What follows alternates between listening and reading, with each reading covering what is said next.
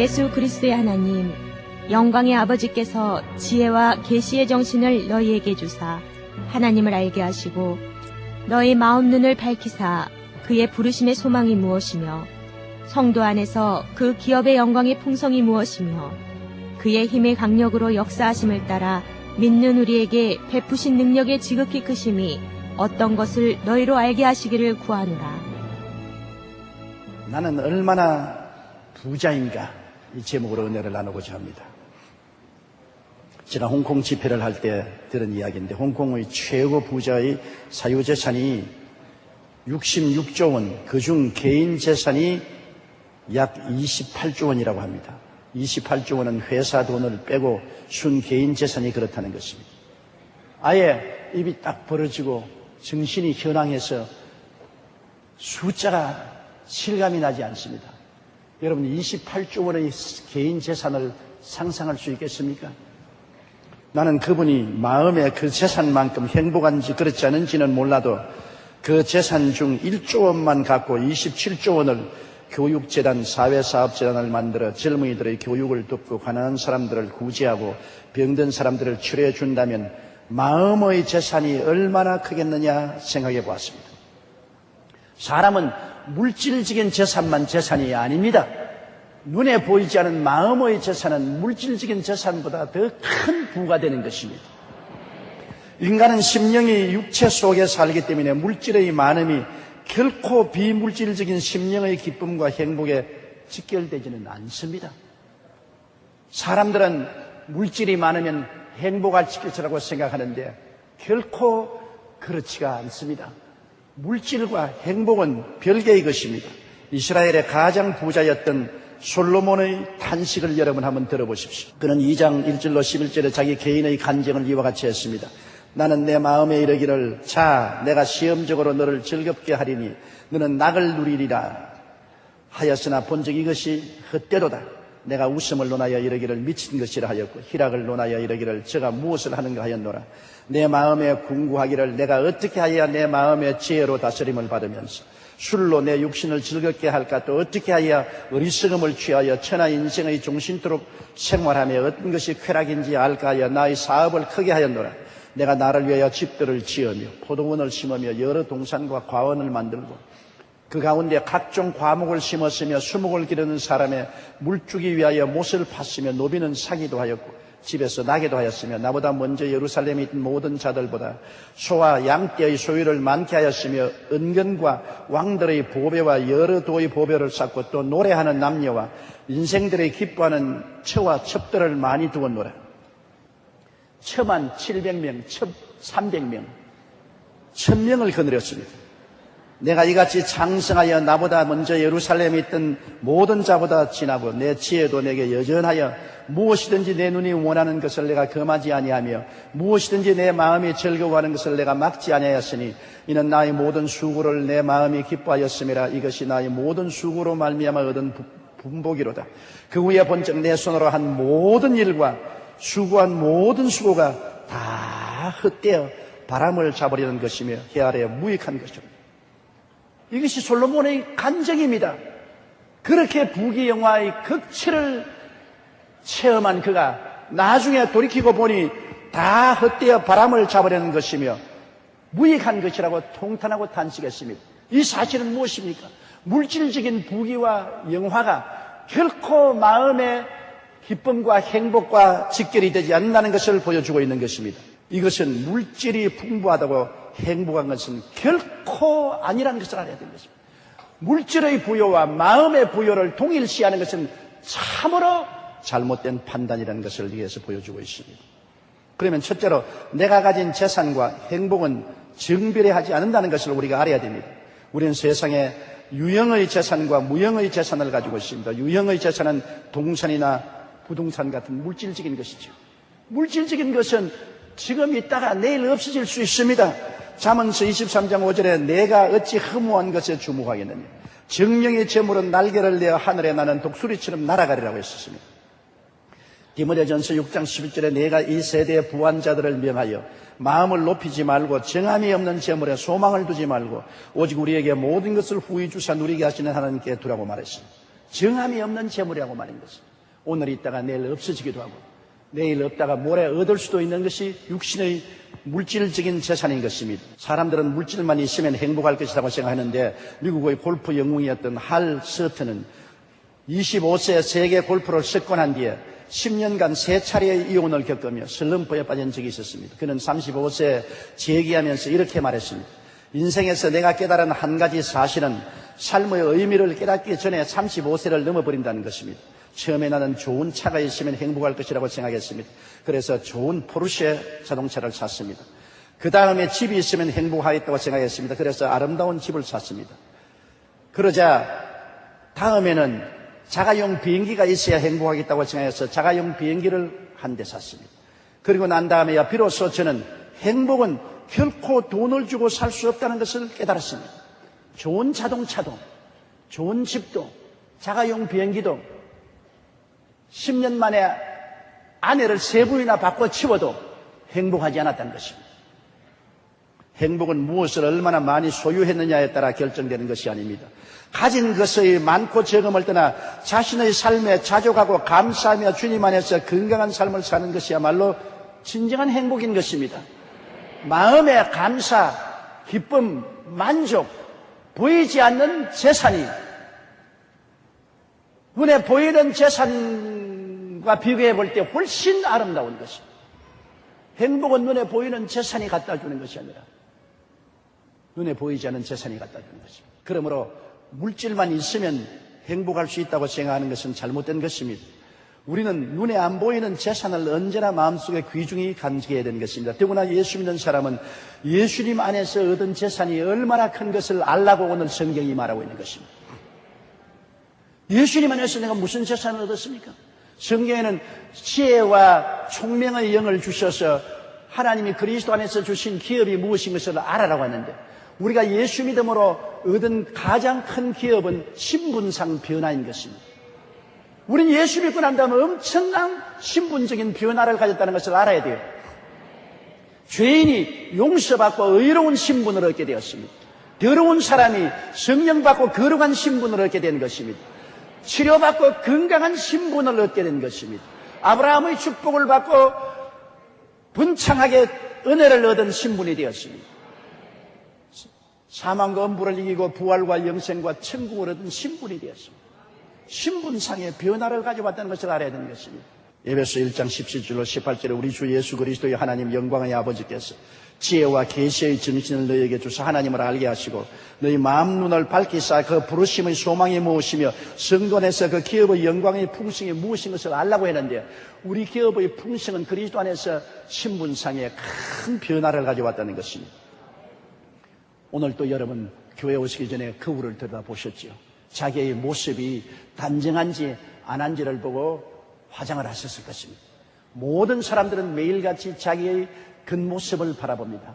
그와 동시에 무의식 중에 늘 바라보는 것이 자기의 속 모습인 것입니다. 자화상인 것입니다. 사람은 자기가 교육을 못 받았다, 비천한 가정에 태어났다, 이 사회에서 아무런 백그라운드도 없다, 못났다고 생각하면 언제나 부정직이 되는 것입니다. 그러나 우리 예수 믿는 사람은 새로운 자화상을 가지고 있습니다. 복된 자화상을 가지고 있는 것입니다. 우리는 아담의 재앙 속에서 벗어나서 예수 그리스도로 말미암아 영혼이 잘됨같이 범사에 잘되며 강건하고 생명을 얻되 풍성하게 얻는 자화상을 얻게 된 것입니다. 내 영혼아 야훼를 송축하라. 내 속에 있는 것들아 다 그 성부를 송축하라. 내 영혼아 야훼를 송축하며 그 모든 은택을 잊지 말지어다. 제가 내 모든 죄를 사하시며 내 모든 병을 고치시며 내 생명을 파멸해서 구속하시고 인자와 긍휼로 관을 씌우시며 좋은 것으로 내 소원을 만족케 하사 내 청춘으로 독수리같이 새롭게 하시는도다. 놀라운 자화상을 가지고 있는 것입니다. 이상도 부정적이고 좌절되고 비뚤어진 자기 모습을 갖고 있지 않습니다. 이것만 하더라도 얼마나 큰 재산입니까? 마음에 귀한 자화상을 가졌다는 것은 이루 헤아릴 수 없이 귀한 재산인 것입니다. 그런데다가 여러분 하나님 나라에 우리는 귀한 지위를 얻었습니다. 베드로전서 2장 9절에 오직 너희는 택하신 족속이요 왕같은 제사장들이요 거룩한 나라요 거의 소유된 백성이라고 말한 것입니다. 여러분은 누굽니까? 하나님의 택하신 백성입니다. 그 지위를 얻었습니다. 왕같은 제사장이 된 것입니다. 거룩한 나라의 지위를 얻었으며 그 소유된 백성이란 지위를 얻었습니다. 이 영광스러운 지위는 돈 주고 살 수 없고 교육을 받아서 살 수 없습니다. 좋은 가문에 태어난다고 얻을 수 없습니다. 하나님이 친히 미리 아시는 거로 미리 정하셔서 택해 주기 때문에 이런 지위를 얻게 되는 것입니다. 그러므로 하나님께로 받은 이 고상한 지위는 여러분에게 말로 다 할 수 없는 부여로운 지위인 것입니다. 자기가 누군지 알아야 됩니다. 자기의 신분과 자기의 자화성과 자기의 지위를 알아야 그대로 생각하고 자기를 바라보고 믿고 말하고 행동함으로 큰 은총을 받을 수가 있는 것입니다. 잘못된 생각, 잘못된 시각, 잘못된 믿음, 잘못된 말, 잘못된 행동이 우리를 파멸시키는 것입니다. 누구든지 그리스도 안에 있으면 새로운 피조물이라 이전 것은 지나가시니 보라 새 것이 되었도다. 하나님이 우리를 흑암의 권세에서 건져내사 그 사랑의 아들 나라로 옮기셨습니다. 여러분은 새로운 사람이 되고 신령한 은총을 넘치도록 받은 영적인 부자인 것을 알게 되시기를 주의 이름으로 축원합니다. 둘째로 여러분 미래의 재산이 어떠합니까? 여러분은 미래에 엄청난 재산을 가지고 있습니다. 고린도전서 15장 42절로 49절에 죽은 자의 부활도 이와 같으니 썩을 것으로 심고 썩지 아니할 것으로 다시 살며 욕된 것으로 심고 영광스러운 것으로 다시 살며 약한 것으로 심고 강한 것으로 다시 살며 육의 몸으로 심고 신령한 몸으로 다시 사나니 육의 몸이 있은 적 또한 신령한 몸이 있느니라. 기록된 바 첫 사람 아담은 산영이 되었다 함과 같이 마지막 아담은 살려주는 영이 되었나니 그러나 먼저는 신령한 자가 아니요 육 있는 자요 그 다음에 신령한 자니라. 첫 사람은 땅에서 났으니 흙에 속한 자이거니와 둘째 사람은 하늘에서 나셨느니라. 무릇 흙에 속한 자는 더 흙에 속한 자들과 같고 무릇 하늘에 속한 자는 저 하늘에 속한 자들과 같으니 우리가 흙에 속한 자의 형상을 입은 것 같이 또한 하늘에 속한 자의 형상을 입으리라. 아담과 하와의 자손으로 육의 형상을 입은 우리들이 예수를 믿고 난 다음 육의 형상을 벗어버리고 예수 그리스도의 형상을 입게 된 것입니다. 부활의 가치는 얼마나 될까요? 여러분 부활하면 그 부활의 가치가 얼마나 될까요? 오늘날 장수하기 위해서 얼마나 많은 돈을 퍼붓지 않습니까? 그래도 사람은 결국 죽지 않아요. 부활한 사람의 그 영영장수의 가치는 얼마나 될까요? 신령한 몸, 영광의 몸, 영생의 몸, 주님의 형상을 담은 몸이 얼마나 귀합니까? 여러분 보세요. 지금 육체의 몸이 신령한 몸으로, 추한 몸이 영광스러운 몸으로, 늙은 몸이 젊은 몸으로, 죽을 몸이 살 몸으로 변화됐는데 오늘날 세상에서 그렇게 할 수 있다면 얼마나 많은 돈을 주고도 이것을 살려고 하지 않겠습니까? 그러나 돈 주고 이것을 이루지 못하지 않습니까? 우리는 썩을 것, 욕된 것, 약한 것, 육의 몸을 다 벗어버리고 영문이 있을 것, 영광스러운 것, 강한 것, 신령한 몸을 얻었으니 그리스도 안에서 이 재산 목록이 얼마나 큽니까? 지금 육의 몸으로 살지만은 여러분 이미 속사람은 신령한 몸으로 변화되어 있는 것입니다. 우리가 부활할 때 그리스도의 형상 그대로 닮아서 부활할 것입니다. 고린도후서 3장 18절에 저와 같은 형상으로 화하여 영광으로 영광에 이르리니 요한계시록 21장 1절로 5절에 보면 또 내가 새하늘과 새 땅을 보니 처음 하늘과 처음 땅이 없어졌고 바다도 다시 있지 않더라. 또 내가 보내 거룩한 성 새 예루살렘이 하나님께로부터 하늘에서 내려오니 그 예비한 것이 신부가 남편을 위하여 단정한 것 같더라. 여러분 일생에 가장 아름답게 단장한 때가 언제였습니까? 시집갈 때입니다. 시집갈 때만큼 아름답게 단장을 한 때는 없을 것입니다. 그런데 우리를 위해서 예비한 하늘나라 집인 새 예루살렘은 신부가 남편을 위하여 단장한 것 같더라고 말한 것입니다. 내가 들으니 보좌에서 큰 음성이 나서 가로되 보라 하나님의 장막이 사람들과 함께 있음에 하나님이 저희와 함께 거하시리니 저희는 하나님의 백성이 되고 하나님은 친히 저희와 함께 계시 모든 눈물을 그 눈에서 씻기시네.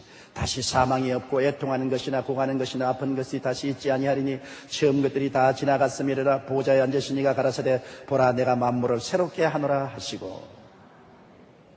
하늘나라 집이 얼마나 영광스럽습니까? 이러한 집이 이미 여러분 위해서 하나님이 예약해 놓으신 것입니다. 콩나물 장사를 하면서 자식들을 훌륭하게 키워낸 한 할머니가 있었습니다.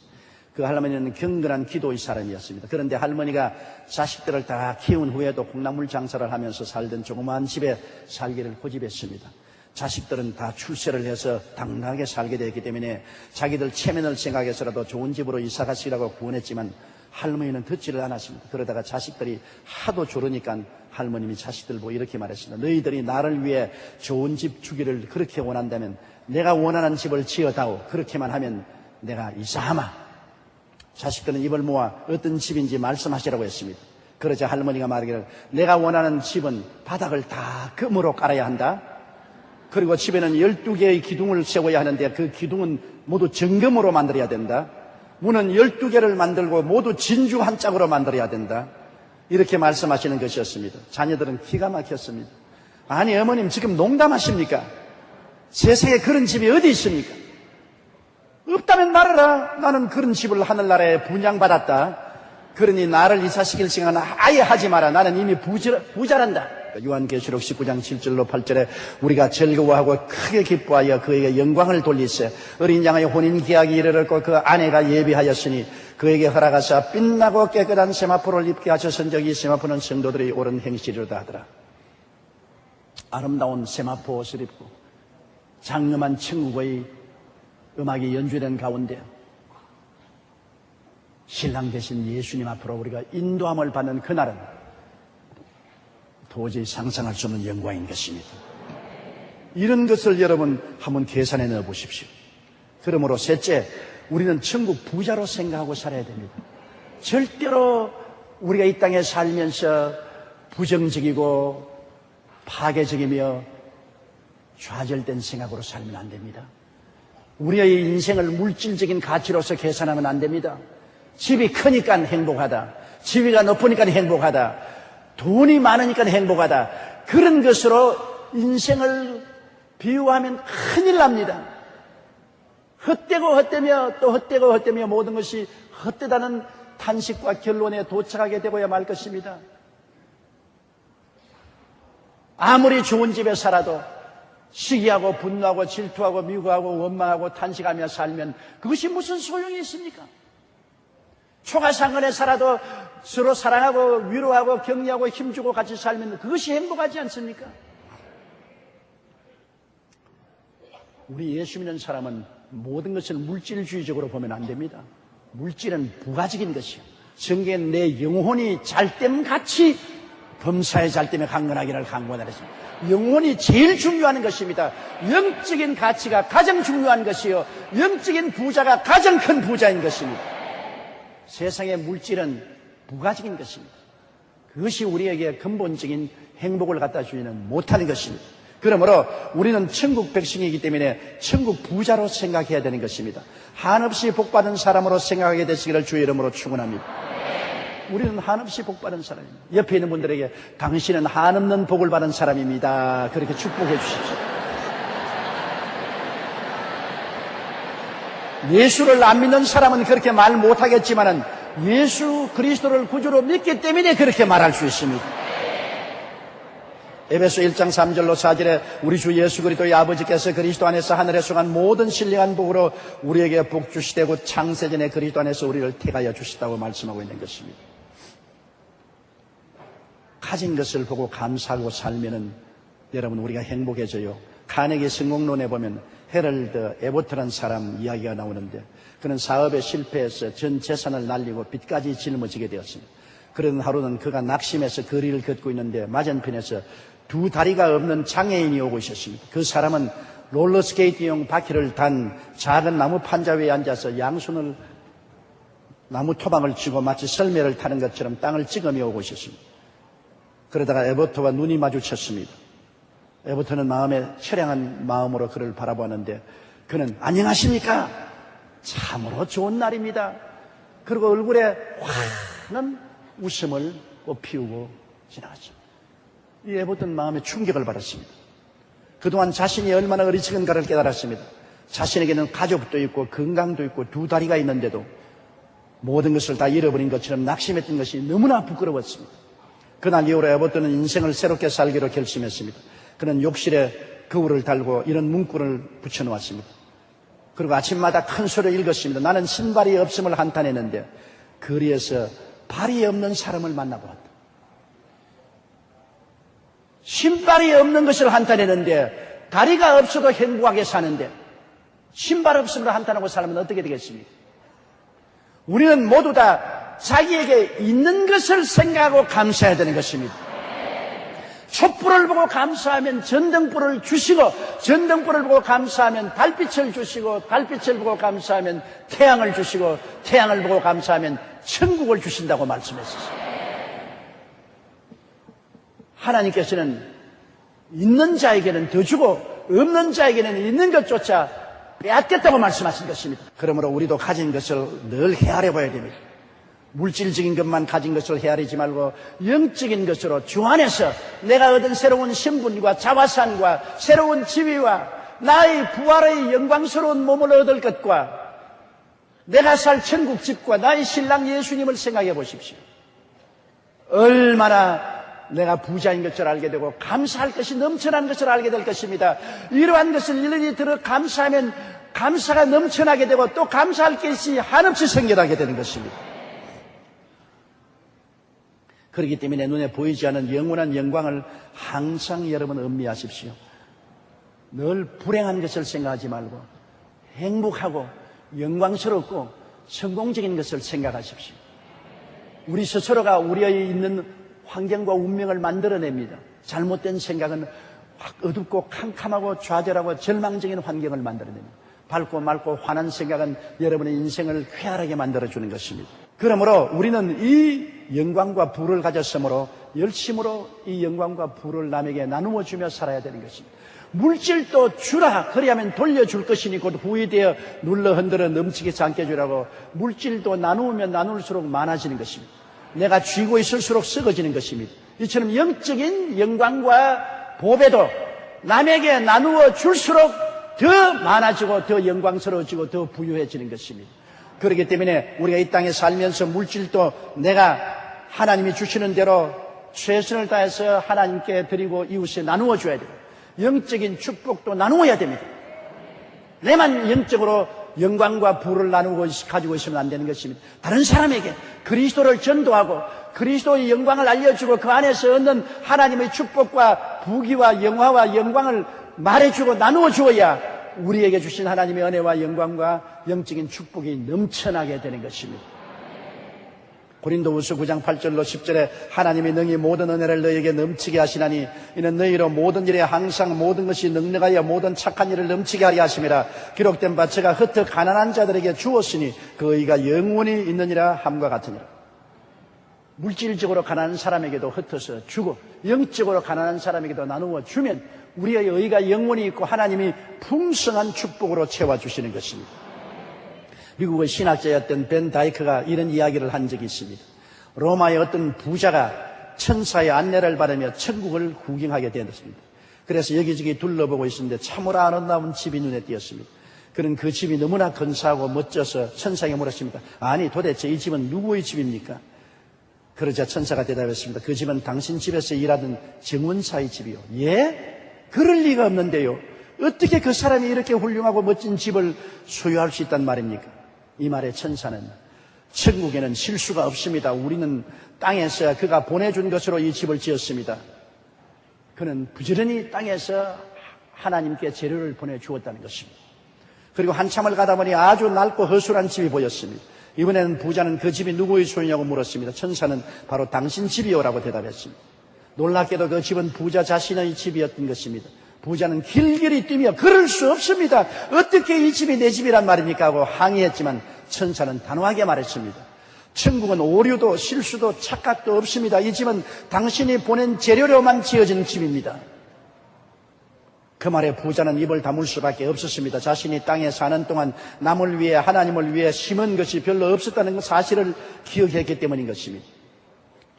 여러분, 세상에 잠시 있다 없어지는 물질이 하늘나라에 심겨지면 영원한 것으로 변하고 세상에 우리가 다른 사람들에게 복음을 전도해서 그들에게 하늘나라 영광과 부를 나누어 주면 이 모든 것은 하늘나라에 넘치는 영광으로 저축되는 것입니다. 사람이 무엇으로 심든지 그대로 거두리라. 하나님은 마늘이 여김을 받지 않습니다. 거짓되지 않습니다. 하나님 속일 수 없어요. 우리가 심는 것은 다 성령의 온라인을 통해서 천국 우리의 구자에 예금되는 것입니다. 하늘나라에 가서 우리가 누리는 모든 영광은 우리가 이 땅에서 심은 그대로가 되는 것입니다. 해의 영광이 다르고 달의 영광이 다르고 별의 영광이 다르고 별과 별의 영광이 다르다. 다 하늘나라에 있지만은 영광이 다른 것처럼 다 똑같이 예수님 이름을 의지하고 하늘나라 가지만은 하늘에서 누리는 영광은 여러분이 이 땅에 살 동안에 얼마나 많이 물질적으로 영적으로 심었는가에 달려있는 것입니다. 심지 않고 거두는 법은 결코 없습니다. 이 땅에서 많이 나누어주고 심는 자는 천국에서도 많은 것을 누릴 수 있다는 것을 비유로 말씀한 것입니다. 그러므로 우리는 천국 부자답게 항상 긍정적으로 마음의 풍부한 의식을 가지고 기쁨과 감사로 살아야 됩니다. 여러분은 천국 부자입니다. 그러므로 부자답게 마음의 기쁨과 소망을 가지고 관용을 가지고 살아야 됩니다. 꾀죄죄한 얼굴을 가지고 언제나 마음에 떼국물을 줄줄줄 흘리면서 부정적이고 파괴적이고 절망적인 생각과 말을 하고 살면 절대로 안 됩니다. 여러분 그런 사람이 아닙니다. 신분이 얼마나 고상하며 자화성이 얼마나 귀하며 얼마나 높은 지위를 얻었으며 얼마나 영광스러운 부활의 후보자가 되었으며 얼마나 놀라운 천국의 유산을 상속으로 받고 이미 그것을 얻었으며 얼마나 놀라운 창조주 그리스도 예수의 신부가 되어 있는 여러분 처지에 왜 가난뱅이로 생각하고 바라보고 말하고 행동합니까? 오늘 이 시간 하나님 말씀을 통하여 여러분 생각을 바꿔야 됩니다. 여러분을 보는 눈을 바꿔야 되는 것입니다. 믿음을 바꾸고 말을 바꾸고 생활을 바꾸십시오. 여러분은 천국 부자답게 살게 되시기를 주의 이름으로 축복합니다. 주 안에서 얻은 하늘의 복을 항상 생각하고 세상에 잠시 있다 없어지는 물질에 집착하지 말고 많이 벌고 많이 나누어 주고 마음에 넘치는 천국의 소망과 기쁨으로 살아야 됩니다. 그럴 때 하나님은 여러분을 기뻐하시고 영혼이 잘되고 범사에 잘되며 강건하고 생명을 얻되 풍성하게 얻는 영광을 허락하여 주실 것입니다.